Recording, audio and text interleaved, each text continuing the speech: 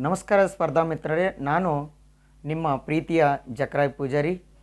ಹಾಗಾದರೆ ಭೂಮಿಗೆ ಬಿದ್ದ ಬೀಜ ಮತ್ತು ಎದೆಗೆ ಬಿದ್ದ ಅಕ್ಷರ ಇಂದಲ್ಲ ನಾಳೆ ಫಲ ಕೊಟ್ಟೆ ಕೊಡುತ್ತದೆ ಎಂಬ ಭರವಸೆಯಿಂದ, ಹಾಗಾದರೆ ಜ್ಞಾನವು ಇಂದು ಕಲಿತಿರ್ತಕ್ಕಂಥದ್ದು ನಾಳೆ ಒಂದಿನದಲ್ಲಿ ಯಾವುದಾದ್ರೂ ಒಂದು ಸಂದರ್ಭದಲ್ಲಿ, ಯಾವುದಾದ್ರೂ ಒಂದು ಪರೀಕ್ಷೆಯ ಸಂದರ್ಭದಲ್ಲಿ ನಮಗೆ ಒಂದು ಸ್ಫೂರ್ತಿ ಆಗುತ್ತೆ, ಹಾಗಾದ್ರೆ ಅದನ್ನು ನಮಗೆ ಬಳಕೆ ಆಗುತ್ತೆ ಎಂಬ ನಾಣ್ಣುಡಿಯಂತೆ ಹಾಗಾದರೆ ಇಂದಿನ ಒಂದು ವಿಷಯವನ್ನು ನೋಡೋಣ.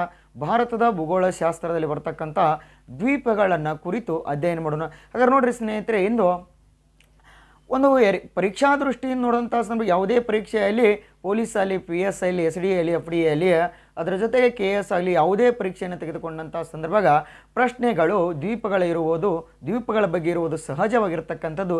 ಆ ಕಾರಣಕ್ಕಾಗಿ ಇವತ್ತಿನ ದಿನದಲ್ಲಿ ಒಂದು ದ್ವೀಪಗಳ ಬಗ್ಗೆ ಕುರಿತು ಅಧ್ಯಯನ ಮಾಡೋಣ.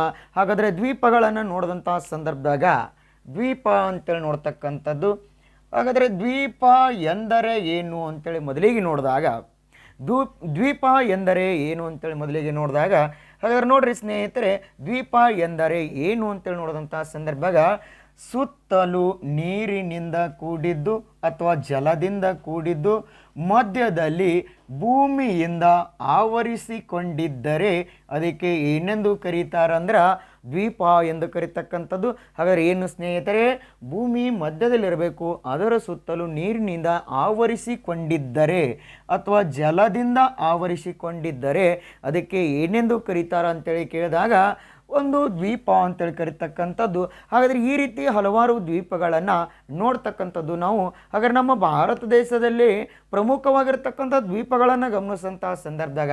247 ದ್ವೀಪಗಳು ಅಂತೇಳಿ ನಾವು ಗುರುತಿಸ್ತಕ್ಕಂಥದ್ದು. ಹಾಗಾದ್ರೆ ಆ 247 ದ್ವೀಪಗಳಲ್ಲಿ ಎರಡು ಭಾಗಗಳನ್ನಾಗಿ ನೋಡಿದಂಥ ಸಂದರ್ಭದಾಗ ಒಂದು ಅರಬ್ಬಿ ಸಮುದ್ರದಲ್ಲಿ ಕಂಡುಬರುವ ದ್ವೀಪಗಳು ಅಂತ ನೋಡ್ತಕ್ಕಂಥದ್ದು. ಹಾಗಾದರೆ ಇನ್ನೊಂದು ಗಮನಿಸಿದಂತಹ ಸಂದರ್ಭದಾಗ ಬಂಗಾಳ ಕೊಲ್ಲಿಯಲ್ಲಿ ಕಂಡುಬರುವ ದ್ವೀಪಗಳ ಸಮೂಹ ಅಂತ ನೋಡ್ತಕ್ಕಂಥದ್ದು. ಹಾಗಾದರೆ ಈ ಕಡೆ ಗಮನಿಸಿದಂತಹ ಸಂದರ್ಭ ಅರಬ್ಬಿ ಸಮುದ್ರದಲ್ಲಿ ಗಮನಿಸಿದಂತಹ ಸಂದರ್ಭದಾಗ ಲಕ್ಷದ್ವೀಪದ ಸಮೂಹಗಳು ಕಂಡುಬರ್ತಕ್ಕಂಥದ್ದು. ಇನ್ನು ಬಂಗಾಳ ಕೊಲ್ಲಿಯಲ್ಲಿ ಗಮನಿಸಿದಂತಹ ಸಂದರ್ಭದಾಗ ಒಂದು ಅಂಡಮಾನ ಮತ್ತು ನಿಕೋಬಾರ್ ದ್ವೀಪ ಸಮೂಹಗಳನ್ನು ಕಂಡು ಬರ್ತಕ್ಕಂಥದ್ದು ಅಥವಾ ನೋಡುತ್ತೇವೆ. ಹಾಗಾದರೆ ನೋಡ್ರಿ ಸ್ನೇಹಿತರೆ, ಎರಡು ಭಾಗಗಳನ್ನಾಗಿ ಮಾಡಿದಂಥ ಸಂದರ್ಭ ನೋಡೋಣ. ಹಾಗಾದರೆ ಒಂದು ಈ ಕಡೆ ನೋಡಿದಂಥ ಸಂದರ್ಭದಾಗ ಟೋಟಲ್ ನೋಡ್ರಿ ಸ್ನೇಹಿತರೆ ಎಷ್ಟು ದ್ವೀಪಗಳದಾವ, 247 ದ್ವೀಪಗಳಂತ ನೋಡ್ತಕ್ಕಂಥದ್ದು. ಹಾಗಾದರೆ ಅದರಲ್ಲಿ ಒಂದು ಅರಬ್ಬಿ ಸಮುದ್ರದಲ್ಲಿ ಕಂಡು ಬರ್ತಕ್ಕಂಥ ಲಕ್ಷ ದ್ವೀಪಗಳು ಅಂತ ನೋಡ್ತಕ್ಕಂಥದ್ದು. ಹಾಗಾದರೆ ಇನ್ನೊಂದು ನೋಡ್ತಕ್ಕಂಥದ್ದು ಬಂಗಾಳ ಕೊಲ್ಲಿಯಲ್ಲಿ ಕಂಡು ಬರ್ತಕ್ಕಂಥ ಅಂಡಮಾನ ಮತ್ತು ಇನ್ನೊಂದು ನೋಡಿದಾಗ ನಿಕೋಬಾರ್ ದ್ವೀಪ ಸಮೂಹ ಅಂತ ನೋಡ್ತಕ್ಕಂಥದ್ದು. ಹಾಗಾದರೆ ಈ ಲಕ್ಷದ್ವೀಪದಲ್ಲಿ ಎಷ್ಟು ದ್ವೀಪಗಳು ಕಂಡು ಬರ್ತಾವೆ ಅಂತೇಳಿ ಕೇಳಿದಾಗ 43 ದ್ವೀಪಗಳನ್ನು ನಾವು ನೋಡ್ತಕ್ಕಂಥದ್ದು. ಹಾಗಾದರೆ ಈ ಕಡೆ ಅಂಡಮಾನ ಮತ್ತು ನಿಕೋಬಾರ್ ದ್ವೀಪದಲ್ಲಿ ಬಂದಂಥ ಸಂದರ್ಭಾಗ 204 ದ್ವೀಪಗಳು ಅಂತ ನೋಡ್ತೇವೆ. ಎಷ್ಟು 204 ದ್ವೀಪಗಳನ್ನು ಗಮನಿಸ್ತಕ್ಕಂಥದ್ದು. ಹಾಗಾದರೆ ಸ್ನೇಹಿತರೆ, ಮೊದಲಿಗೆ ನಾವು ತೆಗೆದುಕೊಳ್ಳೋಣ ಒಂದು ಲಕ್ಷದ್ವೀಪ ಅಂತೇಳಿ ನೋಡಿದಂತಹ ಸಂದರ್ಭ. ಮೊದಲಿಗೆ ಲಕ್ಷದ್ವೀಪವನ್ನು ನೋಡಿದಾಗ ನೋಡ್ರಿ ಸ್ನೇಹಿತರೆ, ದ್ವೀಪದಲ್ಲಿ ಎರಡು ಭಾಗಗಳು ನೋಡ್ತಕ್ಕಂಥದ್ದು. ಹಾಗಾದರೆ ಒಂದು ಕಡೆ ನೋಡಿದಾಗ ಅರಬ್ಬಿ ಸಮುದ್ರದಲ್ಲಿ ಕಂಡು ಬರ್ತಕ್ಕಂಥದ್ದು, ಇನ್ನೊಂದು ನೋಡಿದಾಗ ಬಂಗಾಳ ಕೊಲ್ಲಿಯಲ್ಲಿ ಕಂಡು ಬರ್ತಕ್ಕಂಥದ್ದು. ಹಾಗಾದರೆ ಬಂಗಾಳ ಕೊಲ್ಲಿಯಲ್ಲಿ ಒಂದು ಅಂಡಮಾನ ಮತ್ತು ನಿಕೋಬಾರ್ ದ್ವೀಪ ಸಮೂಹ ಕಂಡು ಬರ್ತಕ್ಕಂಥದ್ದು, ಅರಬ್ಬಿ ಸಮುದ್ರದಲ್ಲಿ ಲಕ್ಷದ್ವೀಪ ಕಂಡು ಬರ್ತಕ್ಕಂಥದ್ದು. ಇನ್ನು ಲಕ್ಷದ್ವೀಪವನ್ನು ನೋಡಿದಂತಹ ಸಂದರ್ಭದಾಗ ನೋಡ್ರಿ, ಲಕ್ಷದ್ವೀಪವನ್ನು ನೋಡಿದಂತಹ ಸಂದರ್ಭದಾಗ ಇದು ಎದರಿಂದ ನಿರ್ಮಾಣವಾಗಿದೆ ಅಂತೇಳಿ ಎಕ್ಸಾಮ್ನಲ್ಲಿ ಕೇಳ್ತಕ್ಕಂಥದ್ದು. ಲಕ್ಷದ್ವೀಪಗಳು ಎದರಿಂದ ನಿರ್ಮಾಣವಾಗಿವೆ ಅಂತೇಳಿ ಪ್ರಶ್ನೆ ಕೇಳ್ತಕ್ಕಂಥದ್ದು. ಹಾಗಾದ್ರೆ ಲಕ್ಷದ್ವೀಪಗಳು ಹವಳದಿಂದ ನಿರ್ಮಾಣವಾಗಿವೆ ಅಂತ ನೋಡ್ತೇವೆ. ಹವಳದಿಂದ ನಿರ್ಮಾಣವಾಗಿರುವುದರಿಂದ ಈ ಲಕ್ಷದ್ವೀಪಗಳಿಗೆ ಏನೆಂದು ಕರೀತಾರೆ ಅಂದ್ರೆ ಹವಳದ ದ್ವೀಪಗಳು ಎಂದು ಕರೀತಕ್ಕಂಥದ್ದು. ಹಾಗಾದರೆ ಹವಳಗಳು ಎದರಿಂದ ನಿರ್ಮಾಣವಾಗಿವೆ ಅಂತೇಳಿ ಕೇಳಿದಾಗ ನಾವು ಸಿಂಪಲ್ ಆಗಿ ನೋಡಿದಾಗ ಚಿಪ್ಪುಗಳು ಅಂತ ನೋಡ್ತೇವೆ. ಹಾಗಾದರೆ ಚಿಪ್ಪುಗಳಂದ್ರೆ ಏನಂತ ನೋಡಿದಾಗ ಇನ್ನೊಂದು ಪದ ನೋಡಿದಾಗ ಚಿಪ್ಪುಗಳಿಗೆ ಒಂದು ಸಿಂಪಿ ಅಂತ ಕರಿತಕ್ಕಂಥದ್ದು. ಹಾಗಾದ್ರೆ ಹಿಂದಿನ ಕಾಲದಾಗ ಈಗ ಅಷ್ಟೊಂದು ಸಿಂಪಿ ಅಂದ್ರೆ ಕೆರೆಯ ದಡದಲ್ಲಿ ಅಥವಾ ಸಮುದ್ರ ದಡದಲ್ಲಿ ಹೋದಾಗ ತಾವು ನೋಡ್ಲಿಕ್ಕೆ ಸಿಗ್ತಕ್ಕಂಥದ್ದು. ಹಾಗಾದ್ರೆ ಈ ಚಿಪ್ಪುಗಳು ಎದರಿಂದ ಆಗಿವೆ ಅಂತೇಳಿ ಕೇಳಿದಾಗ ಈ ಚಿಪ್ಪುಗಳು ಯಾವುದ್ರಿ ಎದರಿಂದಾಗಿವೆ ಅಂದ್ರೆ ಕ್ಯಾಲ್ಸಿಯಮ್ ಕಾರ್ಬೋನೆಟ್ನಿಂದ ಮಾಡಲ್ಪಟ್ಟಿವೆ ಅಂತ ನೋಡ್ತಕ್ಕಂಥದ್ದು. ಕಾರ್ಬೋನೆಟ್ನಿಂದ ಅಂತ ನೋಡ್ತಕ್ಕಂಥದ್ದು. ಹಾಗಾದರೆ ಏನಂದರೆ ಕ್ಯಾಲ್ಸಿಯಮ್ ಕಾರ್ಬೋನೆಟ್ನಿಂದ ಮಾಡಲ್ಪಟ್ಟಿವೆ ಅಂತ ನೋಡ್ತಕ್ಕಂಥದ್ದು. ಯಾವುವು? ಲಕ್ಷದ್ವೀಪಗಳು. ಹಾಗಾದ್ರೆ ನೋಡ್ರಿ, ಹವಳದಿಂದ ಮಾಡಲ್ಪಟ್ಟಿರ್ತಕ್ಕಂಥ ರಚನೆ ಆಗಿರ್ತಕ್ಕಂಥ ದ್ವೀಪಗಳಿಗೆ ಹವಳದ ದ್ವೀಪ ಅಂತ ನೋಡ್ತೀವಿ. ಅದೇ ಹವಳದ ದ್ವೀಪಗಳು ಯಾವಂದ್ರೆ ಲಕ್ಷದ್ವೀಪ ಅಂತ ನೋಡ್ತೀವಿ. ಈ ಲಕ್ಷದ್ವೀಪದಲ್ಲಿ ಎಷ್ಟು ದ್ವೀಪಗಳು ಕಂಡು ಬರ್ತಾವೆ ಅಂತೇಳಿ ಕೇಳಿದಾಗ 43 ದ್ವೀಪಗಳನ್ನು ನೋಡ್ತಕ್ಕಂಥದ್ದು ಅಂತ ನೋಡ್ತೀವಿ. ಹಾಗಾದರೆ ಇನ್ನೊಂದು ಗಮನಿಸಬೇಕು, ಈ ಒಂದು ಲಕ್ಷದ್ವೀಪವನ್ನು ನೋಡಿದಾಗ ಯಾವ ಅಕ್ಷಾಂಶದಿಂದ ಯಾವ ಅಕ್ಷಾಂಶದವರೆಗೂ ಹಬ್ಬಿಕೊಂಡಿವೆ ಅಂತೇಳಿ ಈಗಾಗಲೇ ಪ್ರಶ್ನೆಯನ್ನು ಕೇಳ್ತಕ್ಕಂಥದ್ದು. ಹಾಗಾದರೆ ಲಕ್ಷದ್ವೀಪವನ್ನು ಗಮನಿಸುವಂತಹ ಸಂದರ್ಭದಾಗ ಕೆಳಗಡೆ ಒಂದು ನೋಡ್ರಿ, ಹಾಗಾದರೆ 8 ಡಿಗ್ರಿ ಉತ್ತರ ಅಕ್ಷಾಂಶದಿಂದ 12 ಡಿಗ್ರಿ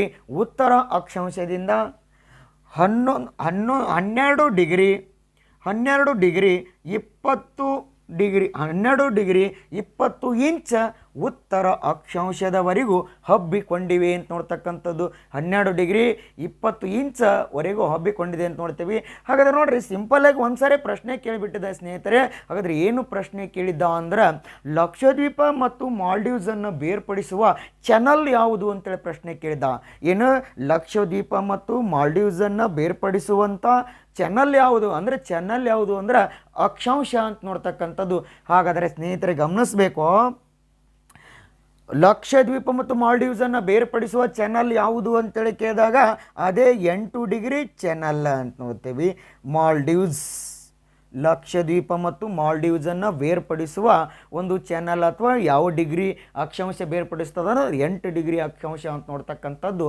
ಹಾಗಾದ್ರೆ ಅದರ ಕೆಳಗಡೆ 8 ಡಿಗ್ರಿಯ ಒಂದು ಉತ್ತರ ಅಕ್ಷಾಂಶದ ದಕ್ಷಿಣಕ್ಕಿರ್ತಕ್ಕಂಥ ದೇಶನ ಯಾವುದು ಅಂದರೆ ಮಾಲ್ಡೀವ್ಸ್ ಅಂತ ನೋಡ್ತಕ್ಕಂಥದ್ದು. ಹಾಗಾದ್ರೆ ಇದನ್ನು ಮಾಲ್ಡೀವ್ಸ್ ಎದರಿಂದ ನಿರ್ಮಾಣ ಆಗಿದೆ ಅಂತ ನೋಡಿದಾಗ ಹವಳದಿಂದ ನಿರ್ಮಾಣ ಆಗಿರ್ತಕ್ಕಂಥದ್ದು. ಮಾಲ್ಡೀವ್ಸ್ನು ಹವಳದಿಂದ ನಿರ್ಮಾಣ ಆಗಿರ್ತಕ್ಕಂಥದ್ದು. ಇದಕ್ಕೆ ಏನಂತ ಕರೀತಾರೆ? ಹವಳದ ದೇಶ ಅಂತ ಕರೀತಕ್ಕಂಥದ್ದು. ಹಾಗಾದರೆ ನೋಡ್ರಿ, ಹಾಗಾದ್ರೆ ಇಲ್ಲಿ 8 ಡಿಗ್ರಿ ಲಕ್ಷದ್ವೀಪ ಮತ್ತು ಮಾಲ್ಡೀವ್ಸ್ ಅಂತ ನೋಡಿದಂಥ ಸಂದರ್ಭದಾಗ ಹಾಗಾದರೆ ಲಕ್ಷದ್ವೀಪದಲ್ಲಿ ಕಂಡುಬರುವ ಯಾವ ದ್ವೀಪವು ಈ ಮಾಲ್ಡೀವ್ಸನ್ನು ಬೇರ್ಪಡಿಸುತ್ತದೆ ಅಥವಾ ಮಾಲ್ಡೀವ್ಸ್ಗೆ ಸಮೀಪವಾಗಿ ಕಂಡುಬರ್ತಕ್ಕಂಥ ಲಕ್ಷದ್ವೀಪದ ಒಂದು ದ್ವೀಪ ಯಾವುದು ಅಂತೇಳಿ ನೋಡಿದಂಥ ಸಂದರ್ಭದಾಗ ಮಿನಿಕಾಯ ಅಂತ ನೋಡ್ತಕ್ಕಂಥದ್ದು. ಯಾವ ಕಾಯ?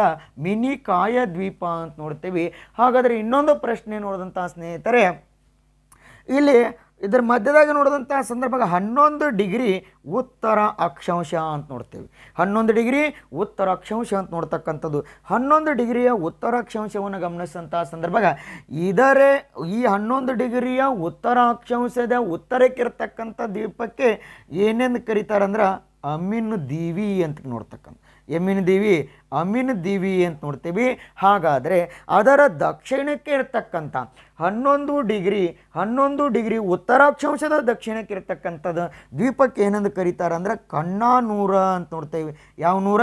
ಕಣ್ಣಾನೂರ ಅಂತ ನೋಡ್ತೀವಿ. ಹಾಗಾದರೆ ಟೋಟಲಿ ಇಲ್ಲಿ ಗಮನಿಸಿದಂಥ ಸಂದರ್ಭದಾಗ ಲಕ್ಷದ್ವೀಪವನ್ನು ಗಮನಿಸಿದಂಥ ಸಂದರ್ಭ 3 ದ್ವೀಪಗಳನ್ನು ಮತ್ತೆ ನೋಡ್ತಕ್ಕಂಥದ್ದು. ಒಂದು ಮಿನಿಕಾಯ, ಹಾಗಾದರೆ ಇನ್ನೊಂದು ಅಮೀನ್ ದೀವಿ, ಇನ್ನೊಂದು ಕಣ್ಣಾನೂರ ಅಂತ ನೋಡ್ತಕ್ಕಂಥದ್ದು.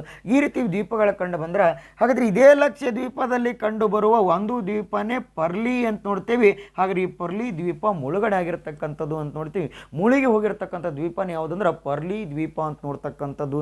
ಹಾಗಾದರೆ ಸ್ನೇಹಿತರೆ, ಲಕ್ಷದ್ವೀಪ ಪ್ರಸ್ತುತ ಏನಾಗಿದೆ ಅಂದರೆ ಕೇಂದ್ರಾಡಳಿತ ಪ್ರದೇಶವಾಗಿರ್ತಕ್ಕಂಥದ್ದು. ಹಾಗಾದರೆ ಈ ಕೇಂದ್ರಾಡಳಿತ ಪ್ರದೇಶ ಲಕ್ಷದ್ವೀಪ ಯಾವಾಗಾಗಿದೆ ಅಂತೇಳಿ ಕೇಳಿದಾಗ 1956ರಲ್ಲಿ ಅಂತ ನೋಡ್ತೀವಿ. 1956ರಲ್ಲಿ ಈ ಒಂದು ಲಕ್ಷದ್ವೀಪ ಕೇಂದ್ರಾಡಳಿತ ಪ್ರದೇಶವಾಯಿತು ಅಂತ ನೋಡ್ತಕ್ಕಂಥದ್ದು. ಹಾಗಾದರೆ ಇದೀಗ ಪ್ರಸ್ತುತ ಅದಕ್ಕೆ ಯೂನಿಯನ್ ಟೆರಿಟೋರಿ ಅಂತ ಕರಿತಕ್ಕಂಥದ್ದು, ಅಂದರೆ ಕೇಂದ್ರಾಡಳಿತ ಪ್ರದೇಶ ಅಂತ ನೋಡ್ತೀವಿ. ಹಾಗಾದರೆ ಕೇಂದ್ರಾಡಳಿತ ಪ್ರದೇಶದಲ್ಲಿ ಅತಿ ಹೆಚ್ಚು ಸಾಕ್ಷರತೆಯನ್ನು ಹೊಂದಿರುವ ಒಂದು ಪ್ರದೇಶನೇ ಯಾವುದು ಅಂತೇಳಿ ಕೇಳಿದಾಗ ಲಕ್ಷದ್ವೀಪ ಅಂತ ನೋಡ್ತೀವಿ. ಹಾಗಾದರೆ ಇದು ಎಷ್ಟದ ಅಂತೇಳಿ ಕೇಳಿದಾಗ ಸಾಕ್ಷರತೆ 92.28% ಅಂತ ನೋಡ್ತೀವಿ. ಹಾಗಾದರೆ 92 0.28ರಷ್ಟು ಸಾಕ್ಷರತೆನ ಹೊಂದಿದೆ ಅಂತ ನೋಡ್ತಕ್ಕಂಥದ್ದು ಯಾವುದು ಲಕ್ಷದ್ವೀಪ ಅಂತ ನೋಡ್ತೀವಿ. ಹಾಗಾದರೆ ಈ ಲಕ್ಷದ್ವೀಪಕ್ಕೆ ಸಮೀಪವಾಗಿರುವ ದೇಶ ಯಾವುದು ಅಂತೇಳಿ ಪ್ರಶ್ನೆ ಕೇಳ್ತಾನ. ಸಮೀಪವಾಗಿರುವ ದೇಶನೇ ಯಾವುದು ಅಂದ್ರೆ ಮಾಲ್ಡೀವ್ಸ್ ದೇಶ ಅಂತ ನೋಡ್ತೇವೆ. ಹಾಗಾದರೆ ಲಕ್ಷದ್ವೀಪಗಳು ಯಾವ ಸಮುದ್ರದಲ್ಲಿ ಕಂಡು ಬರುತ್ತವೆ ಅಂದ್ರೆ ಅರಬ್ಬಿ ಸಮುದ್ರದಲ್ಲಿ ಕಂಡು ಬರುತ್ತವೆ ಅಂತ ನೋಡ್ತೇವೆ. ಹಾಗಾದರೆ ಈ ನಮ್ಮ ದೇಶ ಆದರೆ ಲಕ್ಷದ್ವೀಪಗಳು ಅರಬ್ಬಿ ಸಮುದ್ರದಲ್ಲಿ ಕಂಡು ಬಂದರೆ ಭಾರತದ ಯಾವ ರಾಜ್ಯವು ಲಕ್ಷದ್ವೀಪಕ್ಕೆ ಸಮೀಪವಾಗಿದೆ ಅಂತೇಳಿ ಪ್ರಶ್ನೆ ಕೇಳ್ತಕ್ಕಂಥದ್ದು.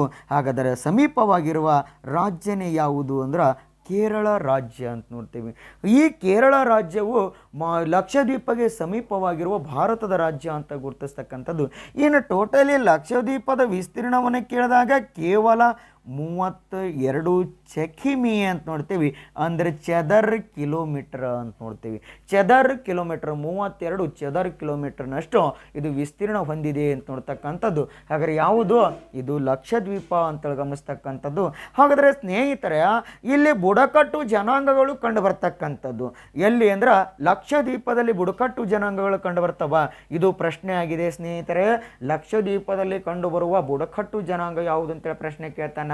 ಹಾಗಾದರೆ ಒಂದು ಜನಾಂಗವನ್ನು ನೋಡಿದಾಗ ಕೋಯಸ್ ಜನಾಂಗ ಅಂತ ನೋಡ್ತೀವಿ. ಯಾವ ಜನಾಂಗ? ಕೋಯಸ್ ಜನಾಂಗ. ಇನ್ನೊಂದು ಜನಾಂಗವನ್ನು ನೋಡಿದಾಗ ಮಲ್ಮಿಸ್ ಜನಾಂಗ ಅಂತ ನೋಡ್ತೇವೆ. ಯಾವ ಮಿಸ್? ಮಲ್ಮಿಸ್ ಜನಾಂಗ ಅಂತ ನೋಡ್ತೇವೆ. ಹಾಗಾದ್ರೆ ಇನ್ನೊಂದು ನೋಡಿದಾಗ ಮಲ್ ಚೆರಿಸ್ ಅಂತ ನೋಡ್ತೀವಿ. ಯಾವ ಚೆರಿಸ್? ಮಲ್ ಚೆರಿಸ್ ಎಂಬ ಜನಾಂಗ ಅಂತ ನೋಡ್ತೀವಿ. ಇವು ಎಲ್ಲಿ ಕಂಡು ಬರ್ತಾವೆ ಅಂದ್ರೆ ಲಕ್ಷದ್ವೀಪದಲ್ಲಿ ಕಂಡು ಬರುವ ಬುಡಕಟ್ಟು ಜನಾಂಗ ಅಂತ ನೋಡ್ತಕ್ಕಂಥದ್ದು. ಹಾಗಾದ್ರೆ ಇವು ಒಂದು ಯಾವುದು? ಕೋಯಸ್ ಜನಾಂಗ, ಮಲ್ಮಿಸ್ ಜನಾಂಗ, ಮಲ್ ಚೆರಿಸ್ ಅಂತ ನೋಡ್ತಕ್ಕಂಥದ್ದು. ಇದು ಲಕ್ಷದ್ವೀಪದ ಬಗ್ಗೆ ಇರ್ತಕ್ಕಂಥ ಒಂದು ಉತ್ತಮವಾಗಿರ್ತಕ್ಕಂಥ ಮಾಹಿತಿ ಅಂತ ಹೇಳುತ್ತಾ, ಇನ್ನು ಈ ಲಕ್ಷದ್ವೀಪವನ್ನು ಹೊರತುಪಡಿಸಿದರೆ ಈ ಕಡೆ ನೋಡಿದೆವು ನಾವು ಬಂಗಾಳ ಕೊಲ್ಲಿಯಲ್ಲಿ ಕಂಡು ಬರ್ತಕ್ಕಂಥ ದ್ವೀಪ ಸಮೂಹಗಳನ್ನು ನೋಡಿದಾಗ ತಾವು ಈಗಾಗಲೇ ನೋಡಿರಿ. ಹಾಗಾದರೆ ಅಂಡಮಾನ ಮತ್ತು ನಿಕೋಬಾರ್ ಅಂತ ನೋಡ್ತಕ್ಕಂಥದ್ದು. ಹಾಗಾದರೆ ಅವು ಎಲ್ಲಿ ಕಂಡು ಬರ್ತಾವೆ ಅಂದ್ರೆ ಬಂಗಾಳ ಕೊಲ್ಲಿಯಲ್ಲಿ ಅಂತ ನೋಡ್ತೇವೆ. ಯಾವ ಕೊಲ್ಲಿ? ಬಂಗಾಳ ಕೊಲ್ಲಿಯಲ್ಲಿ ಅಂತ ನೋಡ್ತಕ್ಕಂಥದ್ದು. ಹಾಗಾದರೆ ಸ್ನೇಹಿತರೆ, ಇವೆಲ್ಲ ಪ್ರಶ್ನೆ ಆಗಿರ್ತಕ್ಕಂಥದ್ದು. ನಾನು ಈಗಾಗಲೇ ಹೇಳ್ತಕ್ಕಂಥದ್ದು ಲಕ್ಷದ್ವೀಪದ ಬಗ್ಗೆ ಹೇಳ್ತಕ್ಕಂಥ ಪ್ರತಿಯೊಂದು ಪಾಯಿಂಟು ಸಹ ಎಕ್ಸಾಮ್ ದೃಷ್ಟಿಯಿಂದ ನೋಡಿದಾಗ ಇಂಪಾರ್ಟೆಂಟ್ ಆಗಿರ್ತಕ್ಕಂಥದ್ದು. ಪ್ರತಿಯೊಂದು ಪ್ರಶ್ನೆ, ಈ ಒಂದು ಅಂಶವು ಪ್ರಶ್ನೆ ಕೇಳ್ತಕ್ಕಂಥದ್ದು. ಹಾಗಾದರೆ ಗಮನಿಸ್ರಿ. ಇನ್ನು ಅಂಡಮಾನ ಮತ್ತು ನಿಕೋಬಾರ್ ಅಂತ ನೋಡ್ತೀವಿ. ಅಂಡಮಾನ ಮತ್ತು ನಿಕೋಬಾರ್ ಅಂತ ನೋಡ್ತಕ್ಕಂಥದ್ದು ದ್ವೀಪ ಸಮೂಹ ಅಂತ ನೋಡ್ತೀವಿ. ಹಾಗಾದರೆ ಸ್ನೇಹಿತರೆ, ಮೊದಲಿಗೆ ನಾವು ಅಂಡಮಾನವನ್ನು ತೆಗೆದುಕೊಂಡಂಥ ಸಂದರ್ಭದಾಗ ಇಲ್ಲಿ ಗಮನಿಸಿದಂಥ ಸಂದರ್ಭದಾಗ ಅಂಡಮಾನವನ್ನು ನೋಡಿದಂಥ ಸಂದರ್ಭದಾಗ ಮತ್ತೆ ಈ ಅಂಡಮಾನದಲ್ಲಿ ಕೆಲವೊಂದು ಪ್ರಕಾರಗಳನ್ನು ನೋಡ್ತೀವಿ, ಅಥವಾ ಇನ್ನೂ ದ್ವೀಪಗಳು ಈ ಅಂಡಮಾನದಲ್ಲೂ ಕಂಡು ಬರ್ತವೆ ಅಂತ ನೋಡ್ತೀವಿ.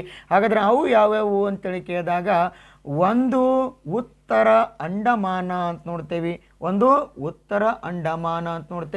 ಹಾಗಾದ್ರೆ ಜೊತೆಗೆ ಇನ್ನೊಂದನ್ನು ಗಮನಿಸಿದಂಥ ಸಂದರ್ಭದಾಗ ಒಂದು ಲಿಟಲ್ ಅಂಡಮಾನ ಅಥವಾ ಸ್ಮಾಲ್ ಅಂಡಮಾನ ಅಥವಾ ಚಿಕ್ಕ ಅಂಡಮಾನ ಅಂತ ನೋಡ್ತೀವಿ.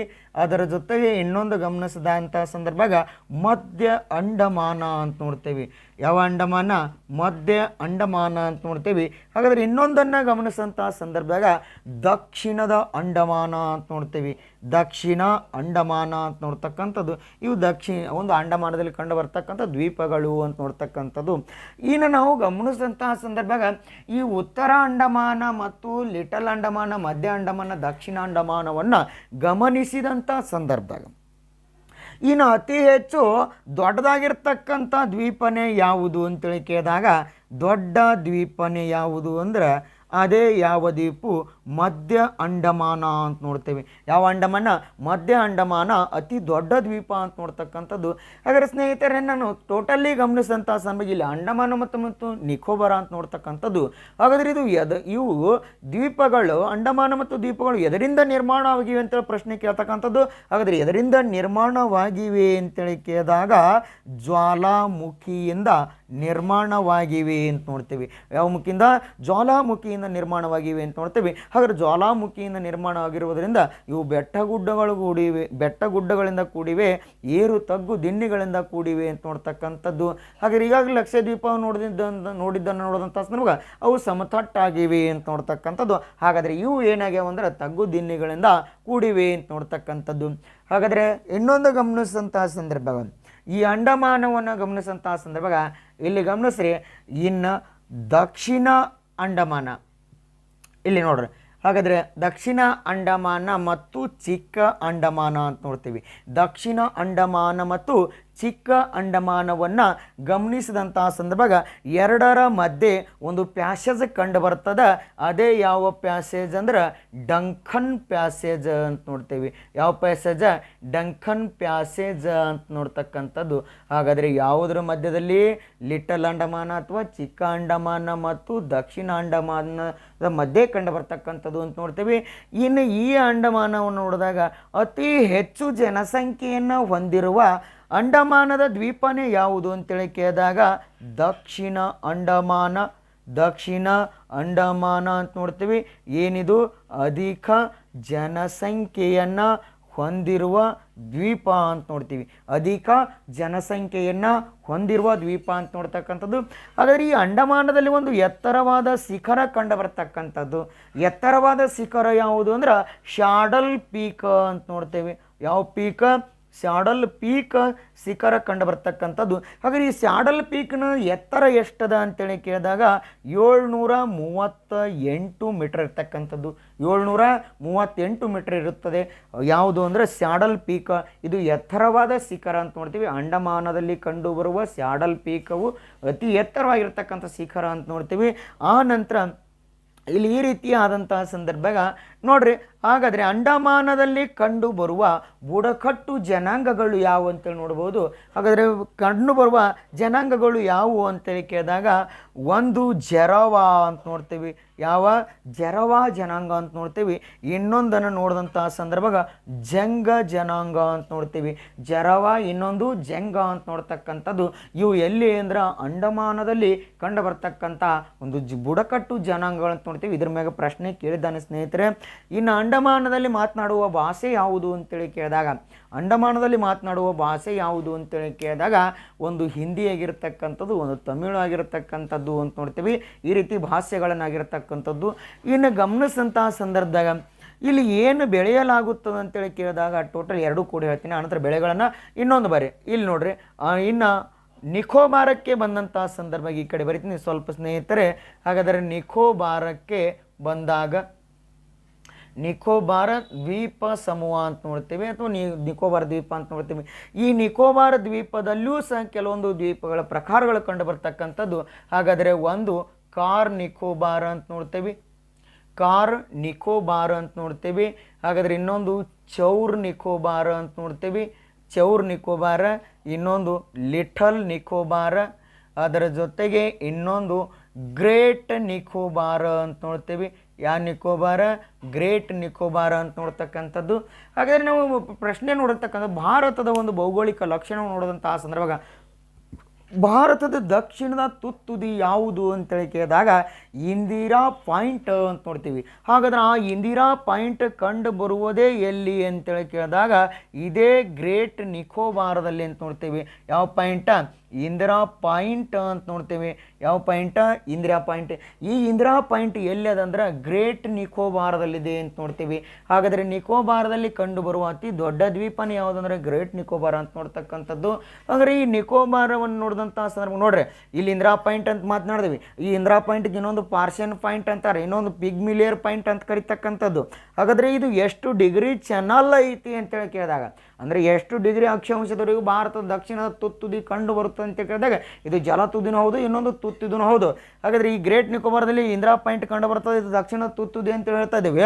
ಹಾಗಾದರೆ ಎಷ್ಟು ಡಿಗ್ರಿ ಅಕ್ಷಾಂಶ ಕಂಡು ಬರುತ್ತೆ ಅಂತೇಳಿ ಕೇಳಿದಾಗ 6.45 ಡಿಗ್ರಿ ಇಂಚ್ ಅಂತ ನೋಡ್ತೀವಿ. ಅಥವಾ ಇದನ್ನು ಹಿಂಗೆ ಬರಿಬೇಕು ಸ್ನೇಹಿತರೆ, ಏನಂತ ಕೇಳಿದಾಗ 6 ಡಿಗ್ರಿ 45 ಇಂಚ್ ಅಂತ ಬರೀಬೇಕು. ಅಲ್ಲಿ ಆ್ಯಕ್ಚುಲಿ ಫೈಂಟ್ ಅಂತ ಕೊಡುವಂತೆಲ್ಲ ಹಾಗಾದ್ರೆ ಗಮನಿಸ್ಬೇಕು ಸ್ನೇಹಿತರೆ. ಕೆಲವೊಂದು ಸಣ್ಣ ತಪ್ಪುಗಳನ್ನು ಸಹ ನಾವು ಮಾಡ್ತಾ ಇರ್ತೇವೆ. ಹಾಗಾದ್ರೆ ಈ ರೀತಿ ನೋಡ್ಬೇಕು. ಹಾಗಾದ್ರೆ ಇದು ಯಾವ ಅಕ್ಷಾಂಶ ಅಂತೇಳಿ ಕೇಳಿದಾಗ ಉತ್ತರ ಅಕ್ಷಾಂಶ ಅಂತ ನೋಡ್ತೀವಿ. ಯಾವ ಅಕ್ಷಾಂಶ? ಉತ್ತರ ಅಕ್ಷಾಂಶ ಅಂತ ನೋಡ್ತಕ್ಕಂಥದ್ದು ಈ ರೀತಿ ನೋಡುತ್ತೇವೆ. ಹಾಗಾದ್ರೆ ಇನ್ನು ಉತ್ತರ ಅಕ್ಷಾಂಶ ಅಂದರೆ ಇದು ಅಂಡಮಾನ ಮತ್ತು ನಿಕೋಬಾರ್ ಎರಡೂ ಗಮನಿಸಿದಂಥ ಸಂದರ್ಭಕ್ಕೆ ಇದು ದಕ್ಷಿಣದ ತುದಿಯಾಗಿರ್ತಕ್ಕಂಥದ್ದು. ಹಾಗಾದ್ರೆ ಇನ್ನು ನಮ್ಮದು ಇದು ಟೋಟಲಿ ಅಕ್ಷಾಂಶ ಅಂಡಮಾನ ಮತ್ತು ನಿಕೋಬಾರ್ ಅಕ್ಷಾಂಶವನ್ನು ಗಮನಿಸಿದಂಥ ಸಂದರ್ಭ ಸ್ನೇಹಿತರೆ ನೋಡ್ರಿ 6 ಡಿಗ್ರಿ 45 ಇಂಚಿನಿಂದ 13 ಡಿಗ್ರಿ 45 ಇಂಚ ಉತ್ತರ ಅಕ್ಷಾಂಶದ ಮಧ್ಯೆ ಅಂಡಮಾನ ಮತ್ತು ನಿಕೋಬಾರ್ ಕಂಡು ಬರ್ತಕ್ಕಂಥದ್ದು. ಅಂಡಮಾನ ಮತ್ತು ನಿಕೋಬಾರ್ ಕಂಡು ಬರ್ತಕ್ಕಂಥ. ಹಾಗಾದರೆ ಸಿಂಪಲ್ ಆಗಿ ಒಂದು ಪ್ರಶ್ನೆ ಕೇಳೋಣ ಸ್ನೇಹಿತರೆ, ಅಂಡಮಾನ ಮತ್ತು ನಿಕೋಬಾರನ್ನು ಬೇರ್ಪಡಿಸುವ ಚಾನಲ್ ಯಾವುದು ಅಂತೇಳಿ ಪ್ರಶ್ನೆ ಕೇಳೇನ್ರಿ ಸ್ನೇಹಿತರೆ. ಹಾಗಾದ್ರೆ ಅಂಡಮಾನ ಮತ್ತು ನಿಕೋಬಾರನ್ನು ಬೇರ್ಪಡಿಸುವ ಚಾನಲ್ ಯಾವುದು ಅಂದ್ರೆ 12 ಡಿಗ್ರಿ ಉತ್ತರ ಅಕ್ಷಾಂಶ ಚಾನಲ್ ಅಂತ ನೋಡ್ತೀವಿ. 12 ಡಿಗ್ರಿ ಉತ್ತರ ಅಕ್ಷಾಂಶ ಚಾನಲ್ ಅಂತ ನೋಡ್ತಕ್ಕಂಥದ್ದು. ಹಾಗಾದರೆ ನೋಡ್ರಿ, ಇನ್ನು ಈ ಒಂದು ಅಂಡಮಾನ ಮತ್ತು ನಿಕೋಬಾರನ್ನು ಗಮನಿಸಿದಂತಹ ಸಂದರ್ಭ ನಿಕೋಬಾರಕ್ಕೆ ಸಮೀಪವಾಗಿರುವ ದೇಶ ಯಾವುದು ಅಂತೇಳಿ ಕೇಳಿದಾಗ ಇಂಡೋನೇಷಿಯಾ ದೇಶ ಅಂತ ನೋಡ್ತೀವಿ. ಇಂಡೋನೇಷಿಯಾ ದೇಶ ಅಂತ. ಹಾಗಾದರೆ ಇಲ್ಲಿ ನೋಡ್ರಿ, ಅಂಡಮಾನಕ್ಕೆ ನಿಕೋಬಾರಕ್ಕೆ ಸಮೀಪವಾಗಿರೋ ದೇಶ ಇಂಡೋನೇಷಿಯಾ ಆದ್ರೆ ಅಂಡಮಾನಕ್ಕೆ ಸಮೀಪವಾಗಿರೋ ದೇಶ ಮಯನ್ಮಾರ್ ದೇಶ ಅಂತ ನೋಡ್ತೀವಿ. ಯಾವ ದೇಶ? ಮಯನ್ಮಾರ್ ದೇಶ ಅಂತ ನೋಡ್ತಕ್ಕಂಥದ್ದು. ಮಯನ್ಮಾರ್ ದೇಶ ಅಂತ ನೋಡ್ತೀವಿ. ಯಾವುದಕ್ಕೆ? ಅಂಡಮಾನಕ್ಕೆ ಸಮೀಪವಾಗಿರೋ ದೇಶ ಮಯನ್ಮಾರ್ ಅಂತ ನೋಡ್ತೀವಿ. ಇನ್ನು ಟೋಟಲಿ ಎರಡನ್ನು ಗಮನಿಸಿದಂತಹ ಸಂದರ್ಭ ಇದು ಪ್ರಸ್ತುತ ಇವು ಕೇಂದ್ರಾಡಳಿತ ಪ್ರದೇಶ ಆಗಿರ್ತಕ್ಕಂಥದ್ದು. ಹಾಗಾದರೆ ಕೇಂದ್ರಾಡಳಿತ ಪ್ರದೇಶ ಇವು ಯಾವಾಗ ಆಗಿವೆ ಅಂತೇಳಿ ಕೇಳಿದಾಗ ಇವು ಸಹ 1956ರಲ್ಲಿ ಕೇಂದ್ರಾಡಳಿತ ಪ್ರದೇಶ ಅಂತ ಮಾಡಿರ್ತಕ್ಕಂಥದ್ದು. ಹಾಗಾದರೆ ಇವು ಕೇಂದ್ರಾಡಳಿತ ಪ್ರದೇಶ ಎಂದು 1956ರಲ್ಲಿ ಮಾಡಿದ್ರೆ ಇದು ಪ್ರಸ್ತುತ ಈ ಒಂದು ಅಂಡಮಾನ ಮತ್ತು ನಿಕೋಬಾರನ್ನು ಗಮನಿಸಿದಂಥ ಸಂದರ್ಭ ಯಾವ ಒಂದು ಹೈಕೋರ್ಟ್ನ ಅಧೀನದಲ್ಲಿ ಬರುತ್ತವೆ ಅಂತೇಳಿ ಪ್ರಶ್ನೆ IC ಒಳಗೆ ಎತ್ತಾನೆ ಸ್ನೇಹಿತರೆ. ಹಾಗಾದರೆ ಯಾವ ಹೈಕೋರ್ಟ್ನ ಅಧೀನದಲ್ಲಿ ಈ ಅಂಡಮಾನ ಮತ್ತು ನಿಕೋಬಾರ್ ಬರುತ್ತವೆ ಅಂತೇಳಿ ಕೇಳಿದಾಗ ಕಲ್ಕತ್ತಾ ಹೈಕೋರ್ಟಿನ ಅಧೀನದಲ್ಲಿ ಬರುತ್ತವೆ ಅಂತ ನೋಡ್ತಕ್ಕಂಥದ್ದು. ಆ ಹೈಕೋರ್ಟ್ನ ವ್ಯಾಪ್ತಿಯೊಳಗೆ ಬರುತ್ತವೆ ಅಂತ ನೋಡ್ತೀವಿ.